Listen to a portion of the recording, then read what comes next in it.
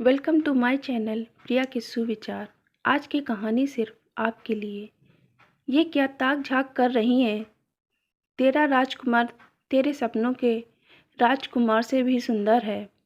पल्लवी की भाभी त्रिशा बोली। पल्लवी अपने होने वाले पति की बस एक झलक देखना चाहती थी। गेस्ट रूम में पल्लवी के पिता रघुनाथ जी, जयंत जी, उसकी पत्नी इंदु जी और उसके बेटे कार्तिक बैठे थे। पल्लवी की शादी की बात चल रही थी।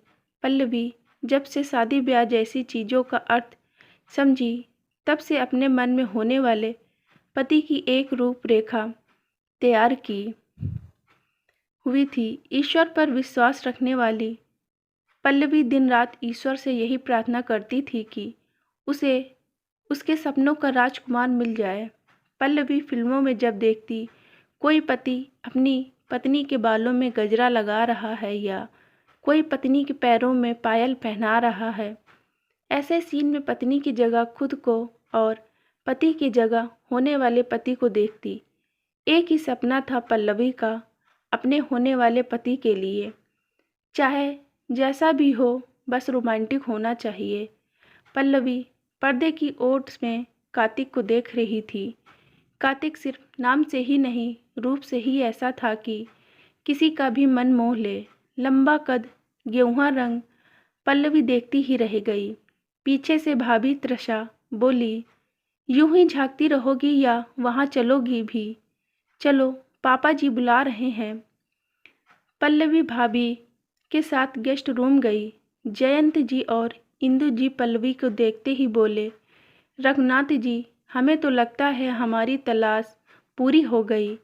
बिल्कुल ऐसी ही बहू चाहिए थी हमारे कार्तिक के लिए, क्योंकि पल्लवी भी कुछ कम नहीं थी। गोरा रंग, सुंदर नयन नक्श, बहुत ही मोहक रूप था पल्लवी का। बात व्यवहार भी ऐसा कि गैर को भी अपना बना ले। कार्तिक की भी मौन स्वीकृति मिल गई। जब सब कुछ पसंद था तो शादी में देर ही क्यों होती। जल्दी मुहूर्त निकाल शादी संपन्न हो गई। पल्लवी दुल्हन बन सपनों के छिलमिल आंचल ओढ़े अपने ससुराल आ गई। ससुराल में भी सारी रस्में पूरी हो गईं। पल्लवी बहुत खुश थी। शादी के दूसरे दिन उसकी पहली रसोई थी। वह डरते डरते खीर बनाई। खीर सबको बहुत पसंद आई। सास ससुर बहुत बड़ाई किए खीर की, लेकिन कार्तिक ने कोई प्रतिक्रिया नहीं दिया। पल्लवी पूछी, क्या आपको खीर अच्छी नहीं लगी? कार्तिक बोला, हाँ ठीक थी। पल्लवी थोड़ा नाराज होने का नाटक करते हुए बोली, तो बाहर आपने कुछ क्यों नहीं कहा? इसमें कहने की क्या बात है? मम्मी पापा बोले ना कि ठीक है तो ठीक है।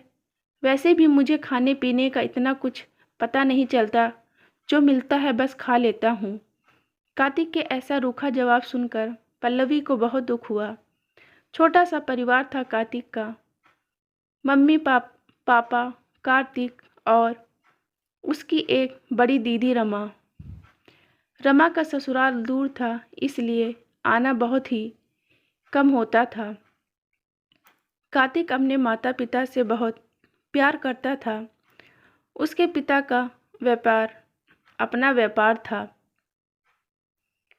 कार्तिक अपने पिता के साथ ही उनके व्यापार में साथ देता था। साथ क्या देता था, लगभग सारा व्यापार कार्तिक ही संभालता था। वो चाहता था पिता को कितना कम भार दे। कार्तिक का व्यवहार पल्लवी से बिल्कुल उल्टा था। जहाँ पल्लवी चंचल चुलबुली खुलकर जिंदगी जीने वाली, वहीं कार्तिक गंभीर व्यक्तित्व का था, अपनी जिम्मेदारी निभाने वाला, लेकिन हंसी मजाक पसंद नहीं। कार्तिक के घर आने का समय होता तो पल्लवी पूरा श्रृंगार करती और उम्मीद करती कि कार्तिक उसकी तारीफ करे या कुछ शिकायत ही कर दे कि ये रंग तुम पर नहीं जचता या उस रंग की साड़ी पहना करो या कुछ भी। लेकिन कार्तिक कभी भी ऐसा कुछ नहीं कहता। वो बस चाय नाश्ता किया और फिर अपना लैपटॉप लेकर बैठ जाता। पल्लवी इंदु जी से पूछ पूछ कर कार्तिक के पसंद का खाना बनाती। कार्तिक चुपचाप खा लेता। पल्लवी के कुछ पूछने पर कि कैसा बना है खाना, बस इतना ही जवाब मिलता। अच्छा है पल्लवी का पति के साथ घूमना फिरना, हंसी मजाक करना सब सपना ही बन गया था। धीरे धीरे वो कोशिश करना भी छोड़ दिया। बस जैसे जिंदगी जल रही थी, चलने दी। ऐसा सोच एक मासूम सी जिंदगी जीने लगी। ये सब उसकी सासू माँ इंदू जी महसूस कर रही थी। पल्लवी जब कोशिश कर रही थी तो इंदू जी को लगा शायद उनके बेटे बहू के बीच सब ठीक हो जाएगा। लेकिन जब पल्लवी को उदास देखने लगी तो उसे लगा अब उसे उन दोनों के बीच पड़ना ही पड़ेगा। पल्लवी से पूछी, क्या बात है बहू, कोई परेशानी है? मेरी वो वाली बहू अब नहीं रही तुम, जिसे हम ब्याह कर लाए थे इतनी खुशी से।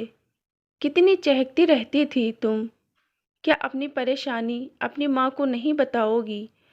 सासू माँ के इतने प्यार भरे वचन सुनकर पल्लवी खुद को रोक नहीं पाई और सासू माँ के गले लगकर फूट फूट कर रोने लगी। रोते ही रोते कार्तिक से अपनी उपेक्षाओं के बारे में भी कह डाली। इंदू जी पल्लवी को शांत करते हुए बोली, तुम चिंता मत करो, मैं कार्तिक से बात करती हूँ। कार्तिक के घर आने पर इंदू जी कार्तिक को अपने कमरे में बुलाई और उसे समझाते हुए बोली, देखो बेटा, ये हमारी खुशकिस्मती है कि हमें तुम्हारे जैसा बेटा मिला जो हम लोगों का इतना ख्याल रखता है। लेकिन बेटा तुम अपनी एक जिम्मेदारी भूल रहे हो, एक पति होने का। पत्नी को पति की साथ की ज़रूरत होती है, उसके दो मीठे बोल, उसकी ज़रा सी तारीफ पत्नी को वो सुख देती है जो हीरे जवाहरात भी नहीं दे सकते। बेटा तुम्हें एक अच्छे बेटे बनने के साथ साथ एक अच्छा पति भी बनना होगा। ज़िंदगी में हर रिश्ते की अपनी जगह होती है और उसे वो जगह देनी ही पड़ती है, तभी ज़िंदगी की गाड़ी सही तरह से पटरी पर चलती है। इसीलिए मैं चाहती हूँ कि तुम दोनों कुछ दिनों के लिए कहीं बाहर घूम आओ। वैसे भी जब से तुम लोगों की शादी हुई है कहीं घूमने नहीं गए हो तुम लोग। लेकिन मम्मी अभी बहुत काम है, अभी तेरा बाप इतना बूढ़ा नहीं हुआ है कि कुछ दिन काम नहीं संभाल सके। जयंत जी बोले। पल्लवी को जब पता चला कि वो और कार्तिक बाहर घूमने जा रहे हैं तो वो खुशी से उछल पड़ी और मन ही मन सासू माँ को शुक्रिया अदा करने लगी। वो समझ चुकी थी दोनों का गोवा का प्लान बना। गोवा में दोनों घूमे निकले। एक दुकान पर पल्लवी एक हार देख रही थी। उसे समझ नहीं आ रहा था उस पर अच्छा लगेगा या नहीं। कार्तिक से पूछकर कोई फ़ायदा नहीं है, यह सोच आगे बढ़ गई। कार्तिक चुपचाप उस हार को खरीद लिया। दूसरे दिन फिर घूमने जाने के लिए पल्लवी तैयार हो रही थी तो कार्तिक पीछे से वही हार पहनाते हुए बोला, ये हार तुम पर बहुत अच्छा लग रहा है। पल्लवी शरारत भरे नज़रों से कार्तिक को देखते हुए बोली, आप वही कार्तिक हैं या यहाँ गोवा की हवा का असर है? एक सप्ताह बाद दोनों वापस आए। अब पहले से ज़्यादा दोनों एक दूसरे को समझने लगे थे। आशा करती हूँ कि आपको वीडियो अच्छा लगा होगा। चैनल पर नए हैं तो चैनल को सब्सक्राइब अवश्य करें। लाइक और कमेंट करना बिल्कुल भी न भूलें। धन्यवाद।